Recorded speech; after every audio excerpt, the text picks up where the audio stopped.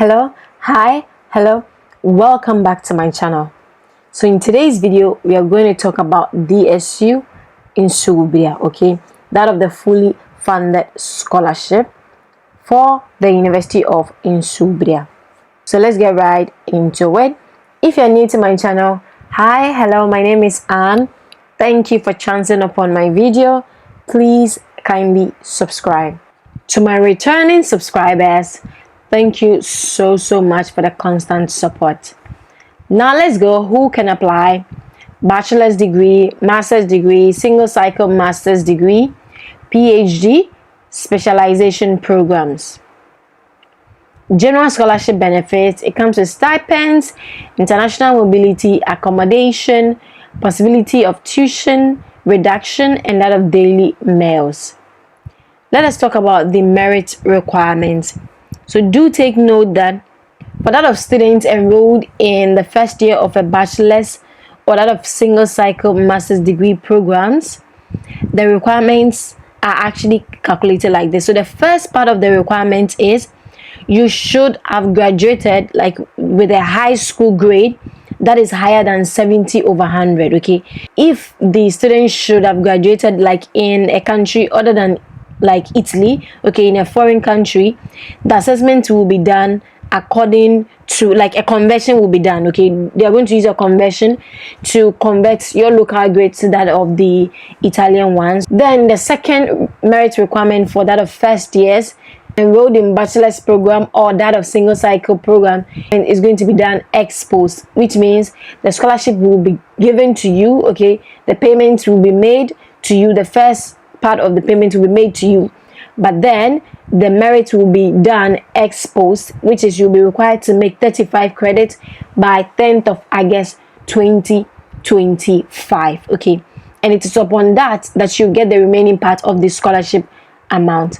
For that of first year students enrolled in master's programs, okay, their merit requirement will be done ex post, okay, and they are required to have 20 credits for free access programs or that of 23 credits for programmed access programs. They should be able to make it by that of 10th of August 2025.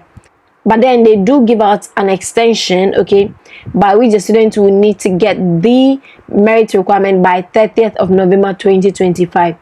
Take note, if the student does not meet the requirement by this November, they lose out on the scholarship and then they do not get the remaining part of the scholarship amount. Okay, now let us talk about merit requirements for subsequent years. Okay, so those in the subsequent years, they are required to make the merit requirement by this, like in this August. So the past 10th, okay, of this August, they were required to make this merit requirement. So those in second years in bachelor's program, they need 35 credits. Third year, they need 80 credits. Single cycle master's degree program, they need 35 credits if they're in their second year, 80 credits if they're in their third year, 135 credits if they're in their fourth year, 190 credits if they're in their fifth year, 245 credits if they are in their sixth year, and then their last semester they will need an extra 55 credits. Okay, now let us talk about for that of master's degree students. If they're in their second year, they need 30 credits, and then if they happen to be in their last semester, they need 80 credits. And those of bachelor's degree students as well, if they happen to be in their last semester, they need 135 credits. Now let us talk about easy requirement. So those coming in and applying for this scholarship, for you to be able to be considered for the scholarship, you need to meet the merit requirement, which is you need to be presenting an easy of 26,306.25 and that of the value and assets, okay, that of the value of your family's assets and properties should not be beyond 57,187.53. Some will ask, what is this easy? That is the document that is used in knowing the economic condition of the student. But then if a student is not from Italy and is a foreign student, the student will need the equivalent of the normal ISE that is used here in Italy. and for them that is the ISE parificato. Okay, so that will help the regional body to know the economic condition of the student's family, to be able to know the kind of amount to give to the student. Just like I spoke to you about that of the students applying for this scholarship, we will need the ISE UPI, and then it needs to cover that of the calendar year 2022. Okay, so you will need to provide that of the details of your family's income for that of the year 2022. Then you take all of the documents needed by the CAF, which I'm going to speak to you guys about like later in detail, but then you take it to the CAF for that of the calculation, and then it's written here, foreign students will be able to obtain the ISE and that of the ISPE. For further information about CAF, please consult the university webpage. So the affiliated CAFs are listed on the university's webpage, so you have to go there and check. And then it's written here that the ISE parificato will need to be issued by the affiliated CAF by that of 31st of October 2024. So you should reach out to the CAF for the calculation before the deadline. Okay, then do take note, when you do acquire the ISE UPI from that of the CAF office, you will need to upload the document in the appropriate section of the online procedure. Okay, the upload of the same can take place at the same time as the application. So while sending the application, if you do have the ISE UPI, you can upload it. Other than that, you can go onto the portal and upload it online. Okay, they are also stating that the documents, the ISE UPI, needs to be emailed to them. Okay, so it's written here, the documentation relating to the ISE parificato must be sent to the following email address. Okay, so you have to send both the original documents, which I'm going to talk to you guys about later, on that of your family income, your family composition, and all of that. Send those original documents to them, as well as that of the ISE UPI. So please take note of that. For that of non-resident students, you ask, what is a non-resident student? Okay, so basically, if from your home address or from where you are located to where your course takes place, your course location is far, okay, is more than 90 minutes. So international students coming in are, non-resident students, and for that reason, there is a guideline on how you should go about it. If you do go in for the accommodations, that's fine, but then if you do take up that of accommodation in the residences by private landlords and all of that, you are required to upload your house contract, okay, document to them before you'll be able to get the money. If you are going with them, they're automatically going to take the money, but then if you are going to get your own apartment, then they will need to give the money out to you. But then first of all, they will need to see that of your house contract. Okay, so the house contract that you'll be taking needs to cover not less than 10 months from that of October to that of July 2025. Okay, in an instance where you do not submit that document to them, or you don't have a house contract in your name, you're going to be automatically considered a commuter, even though you're an international student, and then you need to be considered as a non-resident student. Okay, and for that of the rent contract as well, you need to be able to have it. The deadline for submitting it as well is that of 31st of October 2025. After you have your rent contract, you are supposed to upload it on the online portal. Okay, you are supposed to upload it on your section, okay, the online portal. And then aside from that, you are also supposed to send the documents to that of their email, dirittoallostudio@unisubria.it. Now let us talk about the scholarship amounts. So the ISE that students present are divided into 3 sections, and that of students like 3 brackets, and students are also divided into 3 categories. Okay, so a student presenting an ISE from 0 to that of 13,153.13 will be considered in the first category. Okay, and then a student presenting an ISE from 13,153.14 to that of 17,537.50 will be considered in the second bracket. and then a student presenting an EZ of 17,537.51 to that of 26,306.25 will be considered in the third category. Okay, so based on that bracket, okay, first bracket, second bracket, third bracket, we are going to look at the amount that they are going to get.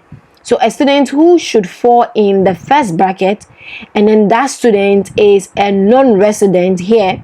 You guys know I always focus on non-resident. So if you are a resident student, please look at the amount that will be given to you. If you're a commuter, look at the amount that will be given to you. But then I'm going to focus on non-resident students. Okay, so a non-resident student that presents an EZ that falls in the first bracket, which I spoke to you about, the student is going to get that of 7,258 euros. Okay, but then take note, there is an increment in this case. With this amount, when they add that of the cost of meals, the students will be getting a total of 8,070 euros. But then the normal scholarship amount is this 7,017 euros. So a student who presents an EZ that falls in the second bracket will be getting this amount, 7,017 euros. But then with the deduction of meals, we'll be getting a net amount of 6,205 euros. Okay, then a student who presents an EZ that falls in the third bracket will be getting 5,731 euros. And then with the net, with the reduction of meals, with the deduction of meals, we'll be getting a total of 4,919 euros. Okay, so the conditions for increment is the first one that I spoke to you about. If the student should present an EZ that falls in the first category, and then the second is that of female students enrolled in STEM programs. Okay, so for female students enrolled in STEM programs, they will be getting that of 8,000. If the student is a non-resident, the student will be getting 8,420.40 euros. That is if they should present an EZ within the first and the second bracket. And then if they should present an EZ in the third bracket, then they'll be getting 6,877.20, okay, of which the net amount is going to be this. That is with a deduction of meals. So the student that falls, the STEM student that falls in these two categories will be getting this net amount, 7,608.40, and that of 6,065.20. That is if the student should fall in the third bracket. Okay, present an EZ that falls in the third bracket. Now let us look at the documents required. I was speaking to you guys about it earlier. It is the EZ UP that is required, but then that document can only be generated for a student that is outside Italy or has family that make income outside Italy or has assets or as well outside Italy. Only if the student should present documents, and those are the documents that we're going to talk about. The student should be able to present a document on his family's composition. So you have to state the members of your family, how they are related to you, their date of birth, their like details about them. Basically, you need to go to the local authorities in your home country for this document. And then the next document that is required is also a document on the income made by each and every family member that has been stated in the student's family composition document. And then their income should cover the year 2022. In instances where no incomes were made, that needs to be clearly stated in the document. So an example, a sibling of yours is in a university, so he's unemployed.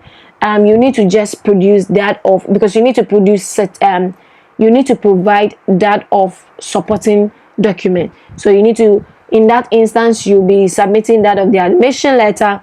If that of a sibling of yours was terminated from his job, was sacked or anything like that, or he resigned, you're going to provide that letter or document as a supporting document to tell them that yeah, this person was not working during the year stated.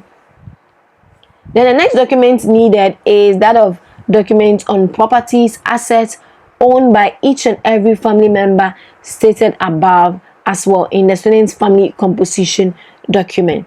And then the last document needed is that of the document on movable assets owned by each and every family member stated in the composition document. Okay, so the movable assets include bonds, securities, investments, life insurances.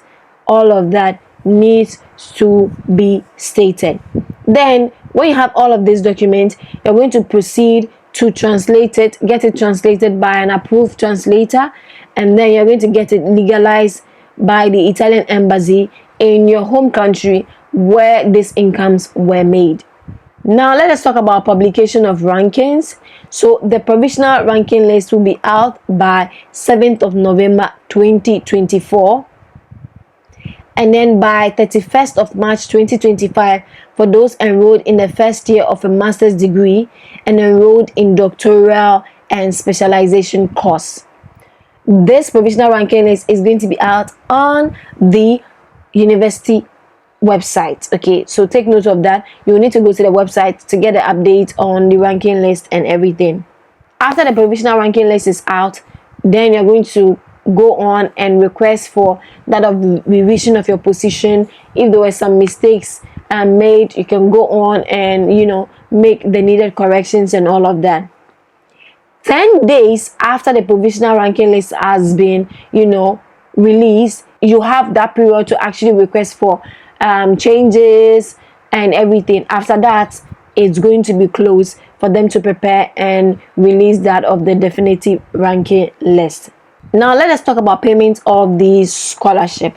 Okay, so students enrolled in the first year of all programs, the first installment equal to 50% will be paid by 31st of December 2024, and then balance of the scholarship will be paid upon verification that the students have met the merit requirement by that of 10th of August 2025. Okay, and then for students enrolled in the first years of a master's degree and enrolled in doctoral and specialization courses, the first installment is going to be paid by 31st of May 2025, and then the second installment will be paid upon verification that the students have actually met the merit requirement.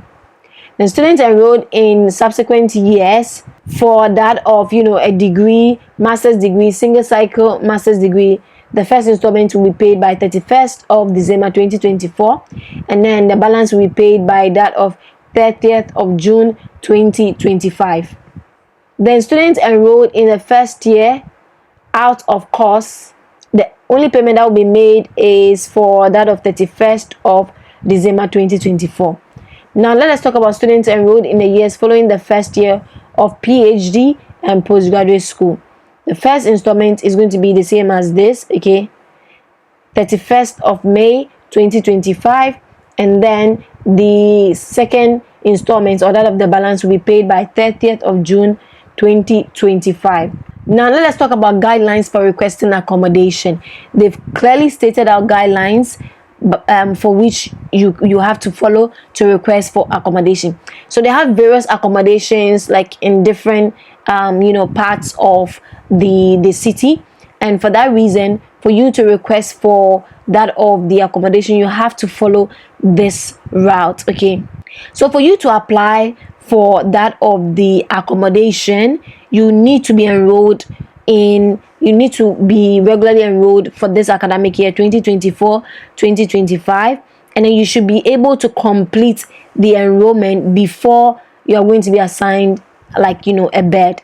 And then the application for the accommodation must be submitted online using the self-certification form available on the platform. So this is actually the link is available on the university's website.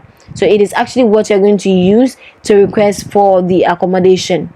And then the period by which you can submit your request for accommodation is from that of 25th of July to that of 26th of August 2025. And then within 15 days, students are required to communicate to the office by sending an email to that of info.studente.ufin Insubria any event concerning the request for accommodation on issues like that actually kind of like popped up after you had actually sent the application for the accommodation.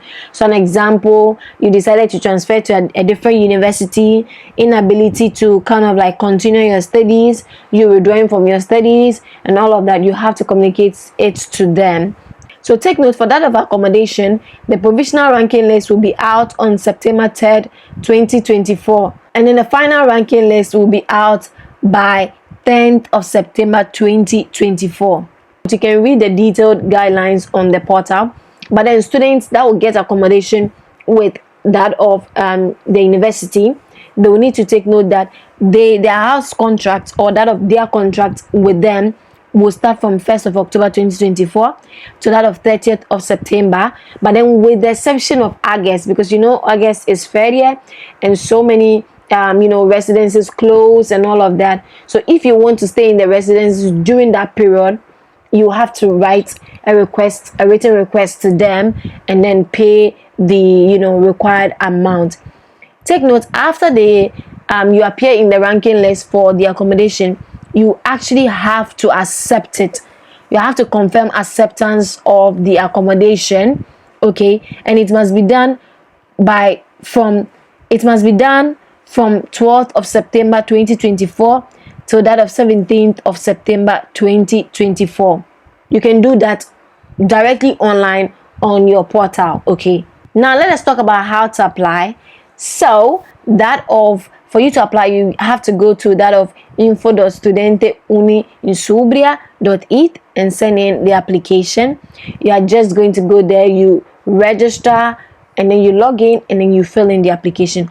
Don't worry, I'm going to make a video to guide you on how to apply. Now let us talk about deadlines. So for the reconfirmation of accommodation, it needs to be done by that of 26th of August 2024. The new admissions of accommodation needs to be done by that same deadline, 26th of August 2024. And then for that of the scholarship, it needs to be sent in by that of 30th of September 2024.